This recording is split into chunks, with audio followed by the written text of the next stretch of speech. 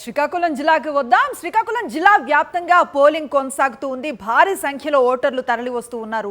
మొత్తం 2358 పోలింగ్ కేంద్రాలు ఓటింగ్ జరుగుతోంది. జిల్లా వ్యాప్తంగా 18,75,000 మంది ఓటర్లు తమ ఓటు హక్కును వినియోగించుకుంటున్నారు. 520 సమస్యాత్మక పోలింగ్ కేంద్రాల్లో భారీ బందోబస్తు మధ్య పోలింగ్ కొనసాగుతోంది. 1655 పోలింగ్ కేంద్రాల్లో వెబ్కాస్టింగ్ ద్వారా పరిస్థితిని పర్యవేక్షిస్తున్నారు. ఇక మరోవైపు పాతపట్నంలో వైఎస్ఆర్సీపీ అభ్యర్థి రెడ్డి శాంతి, శ్రీకాకుళంలో వైఎస్ఆర్సీపీ అభ్యర్థి ధర్మాన ప్రసాదరావు, ఆమదాల వలసలో తమ్మినేని సీతారాం, టెక్కలలో దువ్వాడ శ్రీనివాస్ తమ ఓటు హక్కును వినియోగించుకున్నారు. రైట్, ఎన్నికలు ప్రశాంత వాతావరణంలో అయితే జరుగుతున్నాయి అంటున్నారు దువ్వాడ శ్రీనివాస్. ఆయనతో మా కరెస్పాండెంట్ అనిల్ మాట్లాడారు. ఏమన్నారు ఒకసారి చూద్దాం. టెక్కలి నియోజకవర్గంలో పోలింగ్ ప్రక్రియను పరిశీలిస్తున్నారు వైసీపీ ఎమ్మెల్యే అభ్యర్థి దువ్వాడ శ్రీనివాస్. ప్రస్తుతం నిమ్మాడ పోలింగ్ కేంద్రం వద్దకు ఆయన వచ్చారు. 290 పోలింగ్ బూత్ నెంబర్ వద్దకు ఆయన వచ్చి లోపల జరుగుతున్నటువంటి తీరును అంతా కూడా పరిశీలించారు. ప్రస్తుతం దువ్వాడ శ్రీనివాస్ మనతో పాటు ఉన్నారు, మాట్లాడదాం. సార్, టెక్కలి నియోజకవర్గంలో పోలింగ్ ప్రక్రియ ఏ విధంగా కొనసాగుతుంది? ఉదయం నుంచి కూడా పెద్ద ఎత్తున మహిళలు బారులు తీరినటువంటి సిచ్యువేషన్ అయితే చూస్తున్నాం. మహిళలు తండోపతండాలుగా వస్తున్నారు.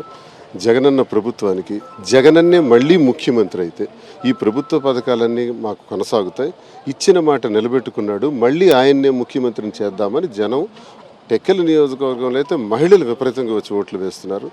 బాగుంది, అన్నీ ప్రశాంతంగానే. కాకపోతే ఈ నిమ్మాడ 290 బూత్ రిగ్ బూత్, ఇక్కడ చుట్టుపక్కల ఒక 16 బూతులు రిగ్ బూత్స్ ఉన్నాయి. ఈ రిగ్ బూత్స్లో నేను తిరుగుతున్నా. ఈరోజు ఇది అచ్చెన్నాయుడు తలకు సొంత గ్రామం 290. ఇక్కడ నేను వచ్చి ఎందుకు ఉన్నానంటే మా అభ్యర్థి, మా తాలూకా ఏజెంట్ కూడా ఉన్నాడు అప్పన్న, వీళ్ళకు ప్రొటెక్ట్ చేయాలి, ఇవన్నీ చూడాలని చెప్పి ఉన్నాం. ప్రశాంతంగా ఓటింగ్ జరుగుతుంది. వెబ్ క్యామ్స్ కూడా పెట్టాం. ఇక్కడ జరుగుతున్న రిగ్గింగ్ మీద నేను హైకోర్టును కూడా ఆశ్రయించడం జరిగింది. హైకోర్టు వారు కూడా ఈసీకి ఆదేశాలు జారీ చేయడం జరిగింది. ప్రశాంతంగా ఎన్నికలు జరగాలి, వెబ్ క్యామ్స్ పెట్టాలి, సెక్యూరిటీ పెట్టాలని చెప్పడం జరిగింది. ఆ పద్ధతిలో ఎన్నికలు జరుగుతున్నాయి.